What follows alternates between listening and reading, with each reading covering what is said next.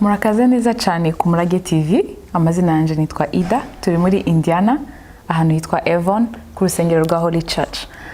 Ku wa gatandatu habereye conference ya youth. Twari turi kwihugura ku bintu byinshi bitandukanye, harimo umuco, harimo ukuntu twintegratinga mu gihugu twagize tuvuye mu bihugu byacu bo muri Afrika. Turi kumwe n'umutumirwa wacu kuri uyu munsi. Turifuza ko yabanza akatwibwira, akaduhereza na summary y'ibyo twize uyu munsi. Urakoze Ida. Nitwa Rwumbuguza Felix Ruheka. Kako nkuvuye kubivuga, twahoze mu mahugurwa afasha urubyiruko. Hano ku rusengero rwa Holy Church Avon muri Indianapolis nk'uko warubivuze. Hateguwe muri kadire rusengero amahugurwa ahugura urubyiruko ku bintu bijanye no kubafasha integration muri iki gihugu. Harimo n'umuco, kubigisha ibintu by'umuco wacu, harimo ibintu byo kubigisha, kubakangurira ibintu byo kwiga no kwintegra muri iki gihugu, n'ibindi bijanye n'ibyo, ariko twe twaganira ku bintu bijanye n'umuco. Murakoze cyane. Sasa nkuko twagiye tuza muri iki gihugu, uko tugenda dutembera, twagiye tubona culture menshi y'abantu batandukanye. Twageze ahangaha dutungurwa no kubona ko abana b'abamabaye bobo tumenyereye muri Afrika. Twari tuzi ko muri Afrika ari abamabaye bobo mu muhanda tubabona badafite aho batuye. Ariko icadutangaje nuko twasanze nahano bahari mu gihugu c'abazungu, nitwumvaga ko bizoshoboka. Ariko nanone abantu benshi bagakunda kwibaza kuvuga ngo ko abanyamurenge batagira za mayibobo, ese niki gituma abanyamurenge tutagira za mayibobo zitembera mu mihanda? Kiri kintu cy'ingenzi cyandwaje neza Ida. Mu by'ukuri nta mayibobo. Haba hano muri Afrika, tekereza uzengurutse ntaho wasanga muri za mayibobo harimo abana b'abanyamurenge. Ibi rero biva ku muco w'abanyamurenge, suko ari bo batunze byinshi. Yego aho basanzwe batuye bari bafite uburyo bwabo batuyeho, mode de vie pastorale yo korora, ariko naho bagereye mu mijyi ayo matungo ntayo bajanyeyo, ariko ico bajanyeyo kandi cyakomeje n'ubu ngubu ni nahangaha gituma batagira za mayibobo n'umuco wo gufashanya. Nta mfubyi y'umunyamurenge izayandagara. Ibyo ni ibintu biva mu muco. Umwana w'imfubyi hari ukuntu bamurekipera bakamurera umuryango. Umugore w'umupfakazi hari ukuntu umuryango w'umwegera bakamufasha kurera abana biwe. Bituma rero ntaza amayibobo zigaragara. Ikindi congeyeho hari ikintu cy'idini, Christianism. Ni ikintu kinini cyabaye nabo umuco mu banyamurenge, niko umuntu yacita. Nanone kiza cunganira kuri wa muco wo gufashanya no gukundana no kwitanaho.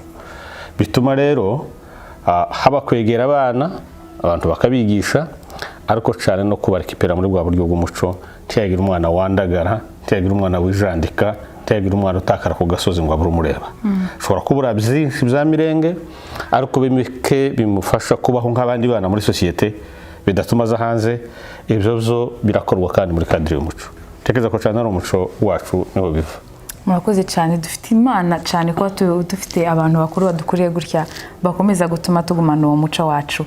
Uyu munsi twize byinshi cyane, tubona n'ukuntu dushobora kugera muri iki gihugu tukagumana umuco wacu, ariko twiga n'ibindi byabo byiza. Ntitwiga ibibi ahubwo tugafata ibyiza gusa. Ese waduhereza summary y'uyu munsi, ibintu wabonye by'ingenzi aba youth bashobora gufata ahangaha byiza bakareka ibi bako tugafata ibyiza ahangaha nka education n'ibindi? Urakoze cyane Ida. Twabivuze bijanye n'umuco. Umuco twavuze kiburanga, twavuze icarico, twagarutse no kuri kirazira n'indangagaciro z'umuco wa Kinyamurenge. Ariko kandi twasanze ko umuco atari ikintu statique, nta kintu, si ikintu gihoraho. Umuco urayivuriwa, hari ukuntu uvuka, hari ukuntu ukura, hari ukuntu ugenda ufata iby'abandi, kuko nyine societe turimo ni societe iri ouverte. Isi yabaye nto, yabaye umudugudu nkuko bayivuga. Ntibishoboka ko umuco twari dusanganywe imurenge ari wo twakomezanya muri Amerika.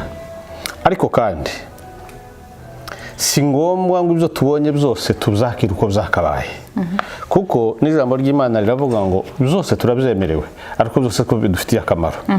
Hari iby'ingenzi rero dushobora gufata, dushobora kongera mu muco wacu, bizadufasha kugira ngo urubyiruko rwacu ruzarusheho kuba neza ejo hazaza. Notama twabakangura ikintu cyo kwiga. ikintu cyo kwiga abandi bantu abazungu twajemo n'umuco turashaka ko ikintu cyo kwiga abana bacu bakigira umuco bige kandi bige bafite intego icyongero cya kabiri twabakanguriye nk'umuco mwiza no gukora twageze muri iki gihugu dusanga abantu bose barakora abakuru barakora n'abato bagakora kandi ibyo bakora ntibagaye umurimo wose utunga ukora ariko cyane kandi nabyo twasanze bakora nta saha badakora bakora amanywa nijoro twakanguriye abana bacu gukora gukunda umurimo haba ku manywa haba nijoro ariko cyane tubakangurira kwiga kugira ngo bizabaheshe no gukora imirimo myiza izarushaho kubatunga neza itari y'amaboko gusa. Murakoze cyane ni ukuri turabashimiye kuri munsi mwaje ni ukuvuga ngo ibyo mwatwigishije natwe tuzabereza abana bacu umuco wa kinyamurenge ukomeze kandi ukomeze gukura. Murakoze cyane rero inshuti n'abakunzi bacu mukurikiye Umurage TV turabasaba gukomeza gusubscribinga kuri YouTube muzabe mukomeza kureba ama video meza nk'aya ngaya abigisha ibintu z'umuco ndetse n'ibindi. Murakoze.